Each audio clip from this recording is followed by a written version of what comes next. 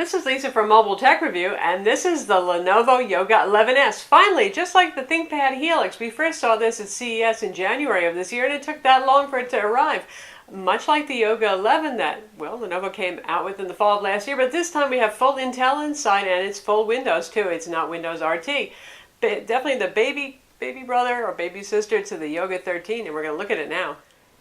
So finally, just like we said for the Lenovo ThinkPad Helix, here it is, the Yoga 11S. Saw it, 6 months ago now at CES, and we were real excited about it. I know a lot of you were too. And so how do you feel about it 6 months later? It's still a really cool device. One thing that's going to hurt it a bit is it's not running Intel Haswell 4th generation CPUs. We're still on 3rd generation. The interesting thing is, though, this is running on the Y series CPU, which is an even lower dual voltage CPU that's good for tablets and for really small devices. I think Lenovo was trying to put that into the Helix originally too, but they ended up going with full ULVs there. Here they could stick with the Y series CPU for a greater power saving. So basically you can run at 2 different voltages and it idles along and does moderate work at a lower voltage setting to save you some power. That's obviously important, especially in the face of Haswell, because that brings us so much more battery life, often up 25% more. So we don't have Haswell here, but we do have the Y series CPU. And indeed, Lenovo claims that this little guy can run for 6 hours on a charge. And we've been finding that with average productivity use, some streaming video, brightness set at 50%, it's a pretty bright display, Wi-Fi on, that we've been getting about 5 hours out of it, which is decent for an 11.6-inch laptop. Of course, it's not your average laptop, just like the Yoga 13, which has been wildly popular. This thing does the flip, the twist, you name it, and you can use it just like a laptop like this. You can use it absolutely flattened. I've never understood how useful that would be, but you could do it if you wanted. Probably for some games, though, if you wanted to flatten the table, air hockey action there, that would work.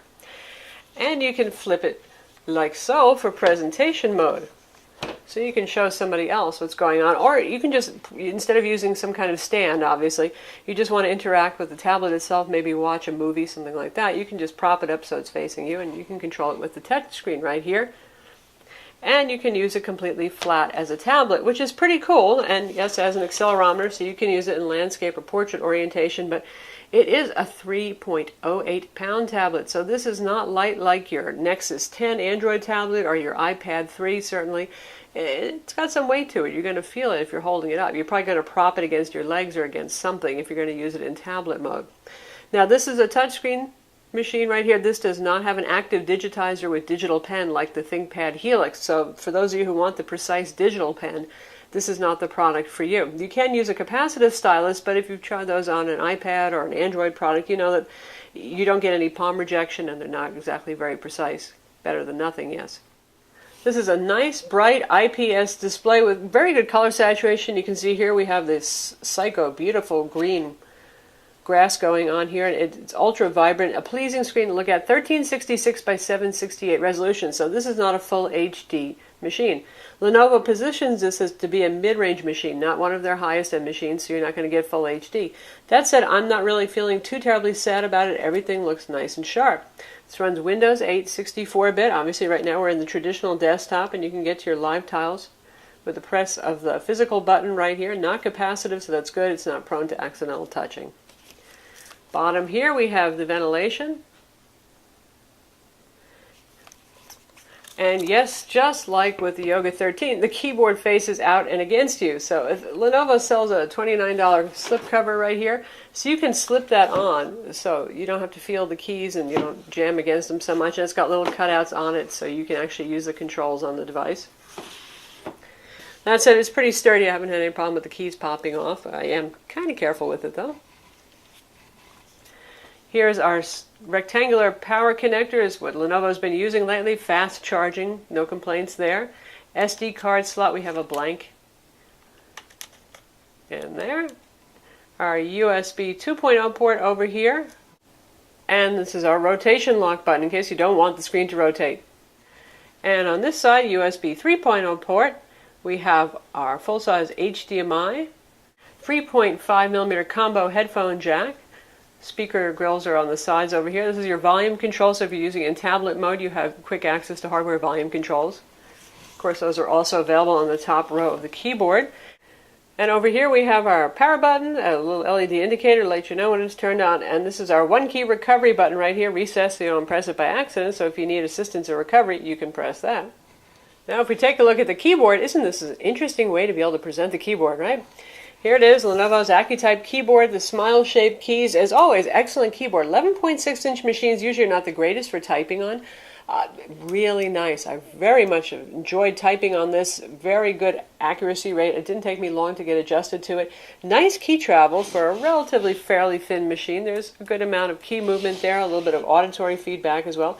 The only drawback is it is not backlit. They only give you backlighting on their ThinkPad models and some of their higher ends like the Lenovo Y510 IdeaPad and Y500. So you're going to have to do without backlighting here. And we have their large trackpad here. It works fine. Lenovo generally has pretty good trackpads. Usual buttonless design. The whole thing moves and it clicks. And this, it looks sort of like brushed metal at first, but it's a rubbery coating and it feels really cool. It's grippy but not too sticky. And it makes it look quite nice too. Now the outside, it's just like the Yoga 11. You could get it with your choice of either gray or clementine orange. And this time around, clementine orange is available right away. With the Yoga 13, it took them a while before the orange version came out. You can order it right now with the orange if you want. And this is a very nice soft touch coating. It feels really good, particularly grippy on the bottom. It's nice. It's not going to just go sliding around the table. And we have these rubber feet here. For those of you who are adventurous, Lenovo really doesn't build this as being a user upgradable machine, but if you want to, there's a whole bunch of Torx screws here you can see that you can take apart, and you can lift the keyboard out from the front to access your internals. In terms of what you get inside on this machine, you can get either a 1.4 gigahertz Core i5 Y series CPU again, and that's the base model that starts at $749. There's a Core i5 model that we have with a 1.5 gigahertz Y series CPU, and this is their kind of decent bundle model right here. For $999, you get the Core i5 1.5 gigahertz, which I'd recommend over the 1.4. You get 256 gig SSD instead of 128 gigs, and you get 8 gigs of RAM. It is also available in that base model with 4 gigs of RAM. And you can get a Core i7 as well. It's still that Y series CPU. Probably not as much of a benefit there because the Y series is not the sharpest knife in the drawer. That's not to say it's a total loser by any means. It's absolutely nothing like, say, the Intel Atom or the real low-powered AMD CPUs used in netbooks. It's just a little bit slower than the ULV Ultrabook CPUs because it's doing a lot more power conservation. In terms of performance, our model with the i5-3339Y, 1.5 gigahertz, 8 gigs of RAM, and a Samsung 256 gig SSD inside, it scored a 3837 on PC Mark 7.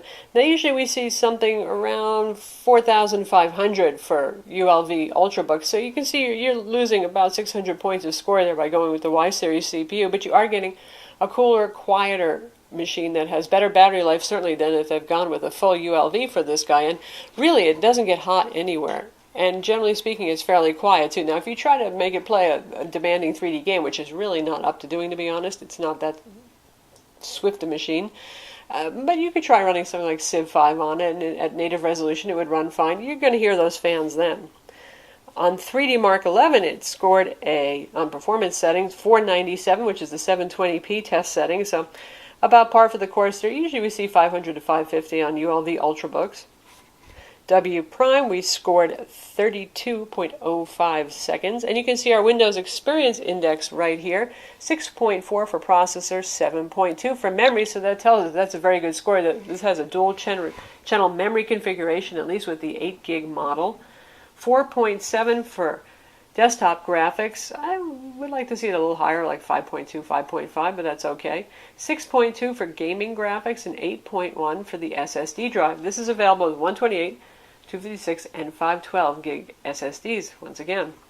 For Wi-Fi, you're getting Realtek Wi-Fi and Bluetooth here, and it's single band. That's something that Lenovo keeps doing with their Yoga machines and their IdeaPad line in general, and we would really love them to move to dual band Wi-Fi at this point. It's just kind of silly right now when even a mid-range smartphone has dual band Wi-Fi, but that is what it is. So no Wi-Fi there, and if you happen to attend a school that requires you have dual band Wi-Fi, well, this won't work unless you get an external USB Wi-Fi adapter to meet that requirement for your school. Machine does not have NFC, nor does it have 3G or 4G integrated as an option. You can, of course, use your smartphone as a mobile hotspot with this, or use a MiFi, that kind of thing, if you need data connection anywhere. Again, Lenovo usually looks to including that with their ThinkPad line more than their IdeaPad range of products or their Yoga range of products. Overall, it feels solid, much like the very popular Yoga 13. It's durable, metal cage inside, rubbery finish outside, so it's grippy, and if you probably could tear the rubber finish eventually on this or wear a corner off, but honestly I don't see any imminent problem with that happening right now. Attractive enough with Lenovo's book design. It's nice looking. I think it's really cool looking in orange, but that's just me. Sturdy, no flex, stiff. Nice big hinges over here. Nice stiff hinges too. It doesn't wobble or anything like that when you poke at the screen. So really well done. And basically, if you like the Yoga 13 but want something even more portable, that's what this guy is. The charger is quite compact. This is actually the same one they use with the Helix and some other recent laptops. And it's got, again, that rectangular style new connector that they use. Charges very quickly. No complaints with that. And then we'll test streaming video playback using our YouTube channel here. We're at 720p because that matches a display resolution of 1366 by 768 best, and we're going to give it a try. Hardware volume for the operating system is at 60%. YouTube volume slider is at maximum. And in a minute after this, we'll switch to 1080p just to see how it looks and handles. This is Lisa from Mobile Tech Review, and today, finally, we're going to look at the Lenovo ThinkPad Helix. This is a Windows convertible, as you can see here, two pieces, keyboard, great, dock. plays great. But this feels an awful lot like a real notebook when you dock it together, and we have an 11. We'll go up to 1080p. We have an 11.6-inch tablet here with digital pen support and full HD Works display. just fine. We're going to look at it now. Fans are not even turning on yet. Lenovo ThinkPad Helix is here, one of those Windows 8 Transformers. And really, this is a nice, sharp, bright IPS display. Again, I'm not really complaining too much about the resolution, but it's 1366 by 768. Well, it's easily viewable when you're on the Windows desktop, for example, here. Touch elements are easier to use. You can see the icons without having to do any kind of scaling. It all just works nicely. In terms of software that's preloaded, you have all the usual Windows Live tiles that are standard for the operating system, and Lenovo throws on a couple of things like their own companion software, Rara Music, Kindle, McAfee Security Advisor. Of course, any of these you don't want, you can remove. Encyclopedia Britannica, which is really basically a shortcut to the website right there. Your shortcut to trying out MS Office trial or installing the full version if you have a key. Intel software and Filmon as well. And any of these that you don't want, you just do that, and then you can choose to uninstall from there if you don't want them. As usual, this has a recovery partition, so you don't have all of that 256 gigs available to you. There's about 20 gigs that's taken up by recovery, but all of the rest is yours to use. So you can see here we have 184 gigs free, and we've put on about 5 gigs of our own software. So that gives you an idea of how much space you're getting on your 256 gig. And then we have a second little D drive here that has your backup for your applications and your drivers. Not too much there. Then we have applications, but there's all your drivers in case you need them again. So all in all, great keyboard, nice sharp display, pretty bright, pleasing colors on this, very durable, very rugged kind of feel to it. So if you're looking for something highly portable, 11.6 inch, you think 13 inch is just too big for you, and you want a good keyboard experience, you want something durable, certainly a nice enough machine. Not perfect, no backlit keyboard, no dual-band Wi-Fi. That's our usual complaint with the Yoga line and many of the IdeaPads in general, but overall, not bad. And starting at $749, it's pretty affordable too, which is certainly attractive enough. And as configured here, just about the way I would like to buy, with 8 gigs of RAM and a 256 gig drive for nice storage for some multimedia files. $999 from Lenovo Direct. So that's the Yoga 11S. It's available now, starting at $749. Again, as configured, this one is $999. It's a tablet. It's a notebook. It does yoga. I'm Lisa from Mobile Tech Review. Visit our website for the full review, and don't forget to subscribe to our YouTube channel.